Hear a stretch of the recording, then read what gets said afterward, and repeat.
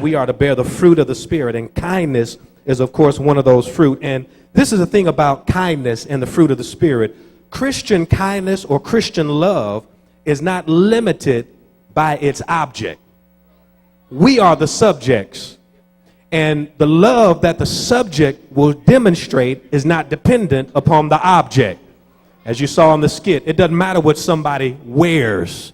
That's the object. It does not matter what someone looks like. It does not matter the object's race or class or creed. It does not matter their sex or sexual orientation. It does not matter whether they're heterosexual or homosexual. It does not matter what life form. As a matter of fact, if it's a plant, you ought to show kindness. If it's a dog or a cat or an animal, we are to show kindness. If they are a person who you know cannot stand you, you are still supposed to show kindness, because as the subject, we have the control to display the fruit of the Spirit despite the object, because the object is not why I show love as the subject.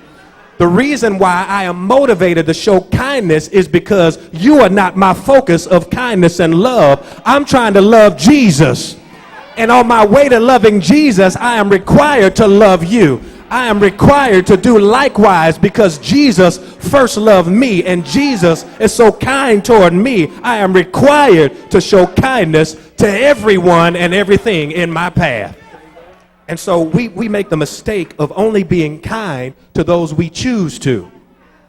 And that's not a Christian hallmark. That may be a social norm, but that is not a Christian hallmark.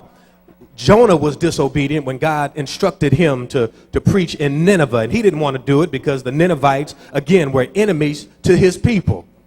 He said, I don't want to preach to those people, because if I preach to them, they may get saved. And I don't want them to be saved. I want them to go to hell. And you know what happened to Jonah. He spent 3 days in the belly of a fish, and then the fish spewed him out, and then he was obedient. And when he preached, an entire city got saved. Because, brothers and sisters, again, the object is not dependent. What is our motivation is our love for God. And if God has given us instruction, we are instructed first and foremost to spread the gospel of Jesus Christ.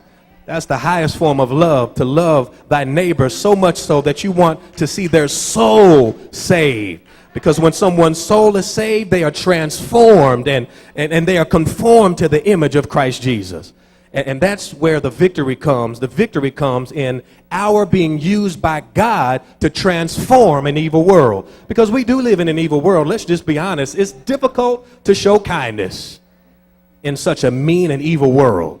It's difficult to show kindness because sometimes our kindness can be mistaken for weakness. Sometimes our kindness can be taken advantage of. There are times when you are limited in the type of kindness you are to show. And when are those times? First of all, we're never to be kind toward evil. Yeah, there is a limit to kindness now. Even Jesus was not kind to evil. When Jesus walked into the temple and saw those money changers turning the temple into Las Vegas, he didn't like that very much. Jesus was not kind, but in his demonstration of his displeasure, he was still loving.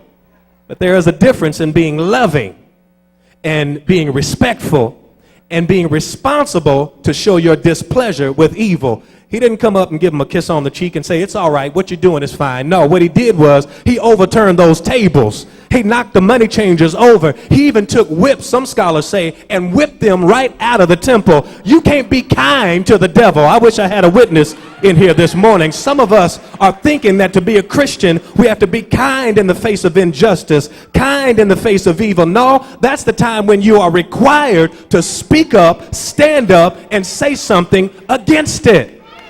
We are to protect one another. So there are limits to our kindness. Nevertheless, kindness comes from the Greek word charistotes, and it means a useful moral excellence of character or demeanor. Anytime you come into the church and you see a Christian with their face frowned up, they won't speak to their neighbor, and they'll put their coat or purse down so nobody will sit next to them like you saw in the skit. That's not a Christian. That's a fake, phony, wannabe Christian. Yeah, I got to be real in here this morning. Because believers don't come into the house of God, which is a house of fellowship, and don't want to fellowship with the people of God. You have to have a joy deep down on the inside that says, this joy that I have, the world didn't give it, and the world can't take it away. I'm not going to let the devil steal my joy. Do I have any witnesses in here this morning? You're not going to let the devil steal your joy. Don't let your neighbor steal your joy. When you come into God's house, the demeanor is one of joy and kindness.